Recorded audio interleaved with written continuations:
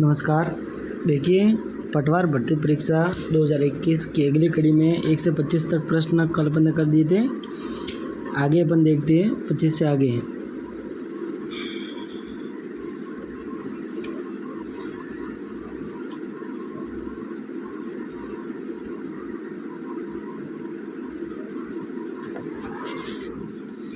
अगला प्रश्न लेते हैं। प्रश्न संख्या 26 है। 26 है, राष्ट्रपति के निर्वाचन मंडल में शामिल है। जो राष्ट्रपति का निर्वाचन होता है उसमें देखो ये प्रश्न है 26 नंबर, कौन कौन शामिल होता है। तो ऑप्शन नंबर ए, संसद के दोनों सदनों के चुने हुए सदस्य एवं राज्य विधानसभाओं के चुने हुए सदस्य। ऑप्शन नंबर बी, संसद के सदस्य और उपराष्ट्रपति। ऑप्शन नंबर सी, केवल लोकसभा के सदस्य। और ऑप्शन नंबर डी, केवल विधान मंडलों के सदस्य। इस प्रश्न का आंसर है कि राष्ट्रपति का जब निर्वाचन होता है तो उसमें कौन कौन वोट दे सकते हैं। तो उसका जो प्रश्न का सही उत्तर है वो संसद के दोनों सदनों के चुने हुए सदस्य। तो संसद है उसके दोनों सदनों के चुने हुए सदस्य और राज्य विधानसभाओं के चुने हुए सदस्य, यानी एमपी, सारे जो एमपी होते हैं लोकसभा और राज्यसभा के, और विधानसभा के जितने एमएलए होते हैं वो सारे सदस्य मिलकर राष्ट्रपति के निर्वाचन मंडल में शामिल होते हैं। तो दिए गए प्रश्न 26वें का सही उत्तर होगा ऑप्शन नंबर ए। ठीक है। अगला प्रश्न, भारतीय संविधान में मूल कर्तव्य जोड़े गए हैं, कब जोड़े गए, कौन सा संविधान संशोधन किया और मूल कर्तव्य जोड़े गए। तो वो है ऑप्शन नंबर ए 42वां संविधान संशोधन, ऑप्शन नंबर बी 44वां, ऑप्शन नंबर सी 77वां और डी है 40वें संशोधन द्वारा। तो मूल कर्तव्य जोड़े गए सरदार स्वर्ण सिंह समिति के आधार पर प्रारंभ में मूल कर्तव्य जोड़े गए थे। अनुच्छेद 51 क में, ठीक है, कौन सा अनुच्छेद था, अनुच्छेद 51 क, ये अनुच्छेद जोड़ा गया था और समिति थी सरदार स्वर्ण सिंह समिति। 42वें संविधान संशोधन 1976 में जोड़े गए थे। तो इसका जो 27वें प्रश्न का सही उत्तर होगा वो ऑप्शन नंबर ए 42वां संविधान संशोधन। अगला प्रश्न देखते हैं। 28वां प्रश्न है, निम्न में से प्रथम लोकसभा अध्यक्ष कौन थे। जब भारत में प्रथम जो लोकसभा का गठन किया था उसमें जो प्रथम लोकसभा अध्यक्ष थे वो कौन थे। तो इसका है option number A Sardar Hukam Singh, B है नीलम संजीव रेड्डी, सी जीवी मावलंकर और डी बलीराम भगत। तो दिए गए प्रश्न जो 28वें नंबर का प्रश्न है इसका जो सही आंसर होगा वो है ऑप्शन नंबर सी। इसका क्या नाम है, जीवी मावलंकर। कौन थे प्रथम लोकसभा अध्यक्ष, कौन थे, जीवी मावलंकर साहब थे। अगला प्रश्न देखते हैं। 29वां प्रश्न,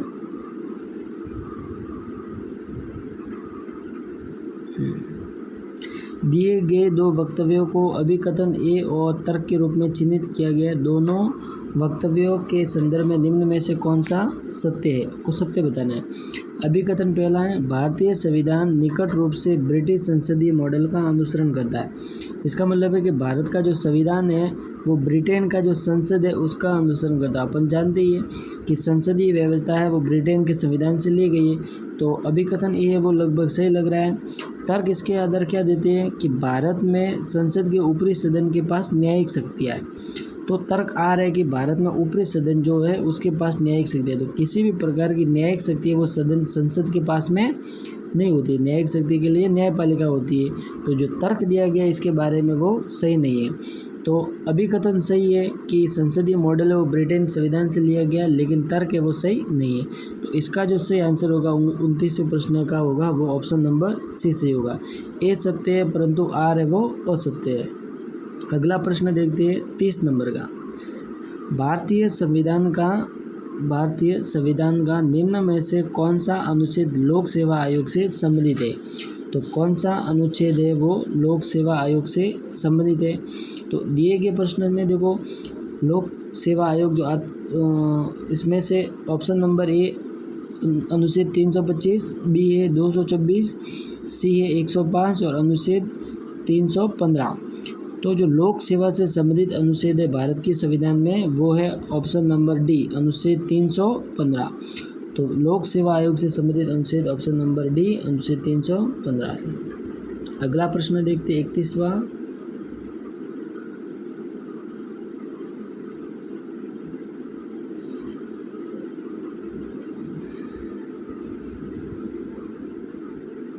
31वां प्रश्न है, निम्न में से किसने योजना आयोग को प्रतिस्थापित किया है? इसका मतलब है योजना आयोग के स्थान पर कौन सा आयोग आया है? तो अपन जानते हैं 2015 में योजना आयोग के स्थान पर नीति आयोग का गठन किया गया, तो ऑप्शन नंबर ए सही होगा, नीति आयोग। प्रश्न नंबर 32 देखते हैं, भारतीय समुद्री तट रेखा की कुल लंबाई कितनी है? तो कुल का मतलब है कि तटीय जो तटीय राज्य हैं उनकी मिलाकर और जो द्वीप समूह उन दोनों की मिलाकर जो भारत की तट रेखा है, समुद्री तट रेखा, उसकी लंबाई आपको बतानी है। तो प्रश्न नंबर 32 का जो सही आंसर होगा वो होगा option number B, 7516.6 kilometre, 7516.6 kilometre तटीय रेखा की कुल लंबाई है। प्रश्न संख्या 33 है, किस भारतीय राज्य को 5 नदियों की भूमि के रूप में जाना जाता है? तो 5 नदियों की भूमि के रूप में अपन जानते हैं 5 नदियों के बीच का जो घिरा हुआ क्षेत्र है उसको अपन क्या कहते हैं? पंजाब कहते हैं। पंच प्लस आब का मतलब होता है घिरा हुआ क्षेत्र। तो नदियों द्वारा घिरा हुआ क्षेत्र 5 नदियां हैं, तो 5 नदियों वाले क्षेत्र को कहते हैं पंजाब। ऑप्शन नंबर सी सही है। अगला प्रश्न देखते हैं, प्रश्न संख्या 34 है, निम्नलिखित को सुमेलित करें। खेतड़ी, आगे दिए हुआ लोएस्क, बेलाडीला बॉक्साइट, बालाघाटो तांबा और काला हाडिये मैग्नीज है। तो दिए गए प्रश्न में देखो, खेतड़ी अपन सभी जानते थे, खेतड़ी है वो तांबे के लिए प्रसिद्ध है और राजस्थान में स्थित है खेतड़ी झुंझुनू। ठीक है, अब आ गया नीमका थाना में। नीमका थाना जो नया जिला उसमें है, झुंझुनू में, तांबे के लिए प्रसिद्ध है। दूसरा ऑप्शन है बेलाडीला। बेलाडीला है वो छत्तीसगढ़ में स्थित है और लोय अयस्क की खदान है। बेलाडीला किसकी खदान है? लोय अयस्क की। कहाँ पर स्थित है? छत्तीसगढ़ में। तो इसको इससे मिला दो। तीसरा है बालाघाट। बालाघाट है वो मैग्नीज के लिए प्रसिद्ध है। बालाघाट एमपी का एक क्षेत्र है और मैग्नीज के लिए प्रसिद्ध है, तो मैग्नीज एमपी के अंदर है। कालाहांडी है, कालाहांडी है वो बॉक्साइट के लिए प्रसिद्ध है। कालाहांडी किसके लिए प्रसिद्ध है? बॉक्साइट के। और कौन से राज्य में स्थित है? कालाहांडी है वो उड़ीसा में स्थित है। ठीक है, तो खेतड़ी तांबा हो गया, बेलाडीला लोएस्क, बालाघाट मैग्नीज और कालाहांडी है वो बॉक्साइट में। तो देख लेते हैं प्रश्न 34वें का सही उत्तर है खेतड़ी ए के अंदर 3 है। ए के अंदर 3 है, मतलब ये पहला ऑप्शन नहीं होगा, दूसरा ऑप्शन नहीं होगा। ठीक है, अब बी के अंदर 2 है, बेलाडीला बी के अंदर 1 है, तो ऑप्शन नंबर सी सही होगा। ठीक है, अगला प्रश्न देखते हैं, 35वां प्रश्न।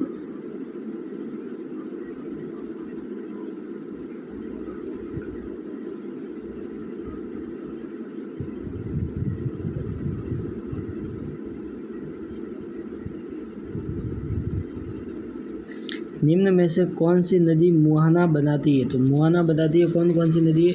भारत के अंदर 3 नदियां हैं जो मुहाना बनाती है, बाकी सारी नदियां वो डेल्टा बनाती है। 35वें प्रश्न का सही आंसर होगा 3 नदियां कौन कौन सी है? साबरमती, नर्मदा और तापी नदी, ये तीनों नदियां मुहाना बनाती है, बाकी सारी नदियां वो क्या बनाती है? डेल्टा का निर्माण करती है। तो इसमें साबरमती, नर्मदा और तापी, तो इसके अंदर क्या होगा? तापी नहीं है, साबरमती नहीं है, नर्मदा है, तो कौन सी नदी मुहाना बनाती है? नर्मदा नदी बनाती है। अगला प्रश्न देखते हैं, प्रश्न नंबर 36। दिए गए क्षेत्र के जातीय संगठन में क्रमिक और स्पर्धा पूर्वानुमानित बदलाव क्या कहलाते हैं? जातीय संगठन में क्रम से और स्पर्धा पूर्वानुमानित बदलाव है वो क्या कहलाते हैं? इसका मतलब है किसी क्षेत्र विशेष में कोई एक विशेष स्पीसीज रहती है और किसी पर्यावरणीय घटना के कारण उसके स्थान पर कोई नई स्पीसीज जब आ जाती है उसको बोलते हैं और पूर्वानुमानित बदलाव है। तो ये बदलाव है वो क्या कहलाते हैं? ऑप्शन नंबर सी, पारिस्थिति अनुक्रम। पारिस्थिति अनुक्रम का मतलब है एक स्पीसीज यानी एक जाति के स्थान पर किसी नई जाति का आ जाना, किसी पर्यावरणीय घटनाओं के कारण, जैसे भूकंप है, ज्वालामुखी है, ठीक है, भूस्खलन है, उसके द्वारा वहाँ की जो जाति होगी वो ख़त्म होगी और उसके स्थान पर नई प्रजाति का उद्गम हो जाता है, इसको बोलते हैं पारिस्थिति अनुक्रम। अगला प्रश्न देखते हैं, प्रश्न संख्या 37 है, निम्न में से किनके कारण सागरों व महासागरों में ज्वार भाटा आती है? तो अपन जानते हैं समुद्र का जल स्तर है वो कभी जल स्तर वो बढ़ता है, कभी कम होता है, तो इसको अपन ज्वार भाटा बोलते हैं। बढ़ने को ज्वार और कम होने को भाटा कहते हैं। तो ये ज्वार भाटा वो मुख्य रूप से आता है चंद्रमा के गुरुत्वाकर्षण बल के कारण। मुख्य कारण है इसका चंद्रमा का गुरुत्वाकर्षण बल। लेकिन इसके साथ साथ सूर्य का गुरुत्वाकर्षण बल भी इसमें कार्य करता है। और पृथ्वी अपने अक्ष पर घूमती है तो वो क्या करती है, केंद्र से बाहर की तरफ एक बल लगाती है, तो पृथ्वी के अपकेंद्रीय बल भी इसमें कार्य करता है। तो तीनों कारण, अगर मुख्य कारण पूछे तब तो केवल क्या आएगा, चंद्रमा का गुरुत्वाकर्षण बल। लेकिन इसमें तीनों ऑप्शन दिए हुए हैं, तो इसका मतलब है ऑप्शन नंबर ए, 1 2 3 तीनों के कारण ज्वार भाटा आता है। ठीक है, प्रश्न संख्या देखते हैं 38 से। प्रश्न संख्या 38 में गलत युग्म कौन सा है, तो कान्हा नेशनल पार्क है वो, कान्हा नेशनल पार्क है वो कहाँ पर है, एमपी के अंदर है। ठीक है, कान्हा नेशनल पार्क एमपी के अंदर, पहला ऑप्शन सही है। दूसरा दाचिगम अभ्यारण्य है वो जम्मू कश्मीर में, बिल्कुल ठीक है। तीसरा है काजीरंगा नेशनल पार्क है वो असम के अंदर है। चौथा है मुदुमलाई अभ्यारण्य आंध्र प्रदेश के अंदर है, बिल्कुल गलत है। ये दिया हुआ ऑप्शन है वो गलत है। इसका मतलब आपको गलत युग्म छाड़ना था, तो मुदुमलाई है वो आंध्र प्रदेश के अंदर नहीं है। तो दिया गया ऑप्शन 38वें नंबर का जो सही उत्तर होगा वो क्या होगा, ऑप्शन नंबर डी होगा। ठीक है, अगला प्रश्न देखते हैं 39वां।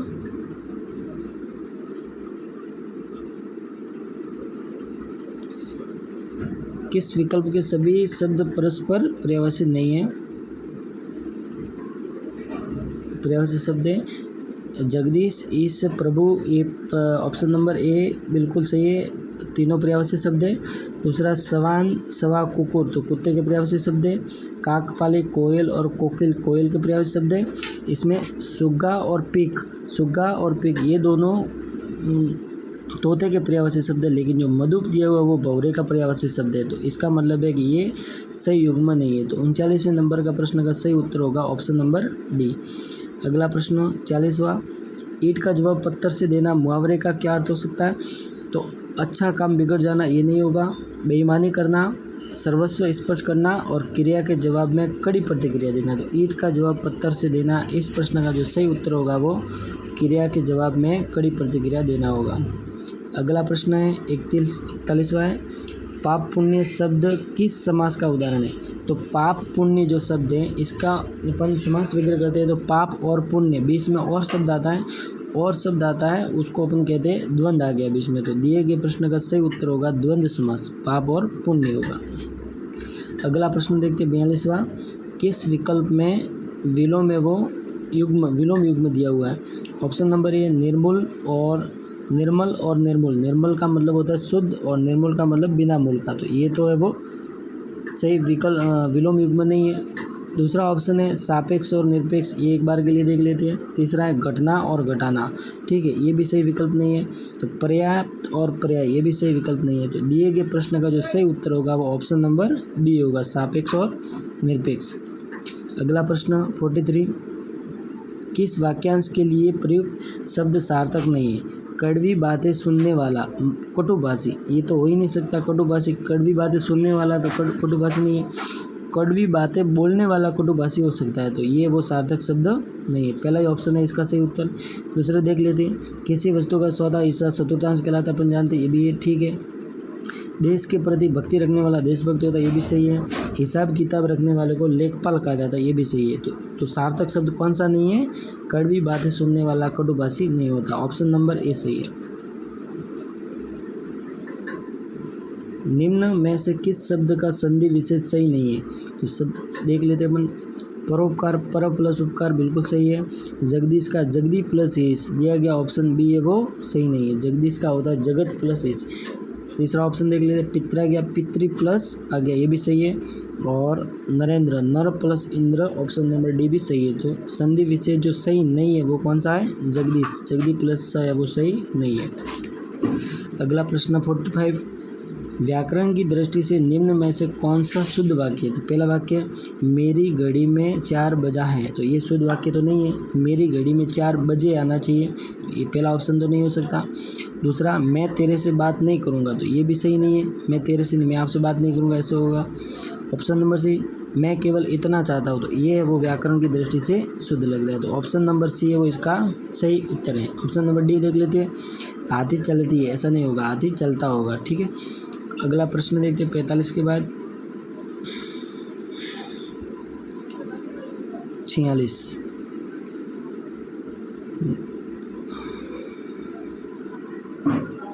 निम्न में से किस विकल्प के सभी शब्दों में उपसर्ग तथा प्रत्यय दोनों का प्रयोग हुआ है? तो चुगलखोर और पथरीला, इसमें केवल प्रत्यय का प्रयोग हुआ है, तो उपसर्ग का प्रयोग नहीं हुआ, तो ऑप्शन नंबर ए नहीं होगा। दुस्साहसिक और अनुशासिक, तो दुस प्लस साहस प्लस एक, तो प्रत्यय का भी प्रयोग हुआ, उपसर्ग का भी हुआ है। अनुशासनिक, अनु प्लस शासन प्लस एक, तो इसमें भी प्रत्यय है और उपसर्ग दोनों है, तो ये हो सकता है ऑप्शन नंबर बी इसका सही उत्तर है। भरपूर के अंदर ना तो उपसर्ग ना प्रत्यय है। अनुसुनी, अनसुनी, अन के अंदर उपसर्ग या प्रत्यय नहीं है। पागलपन में प्रत्यय है, उपसर्ग नहीं, तो ये भी नहीं है, तो दिए गए प्रश्न का सही उत्तर होगा ऑप्शन नंबर बी। अगला प्रश्न 47, किस विकल्प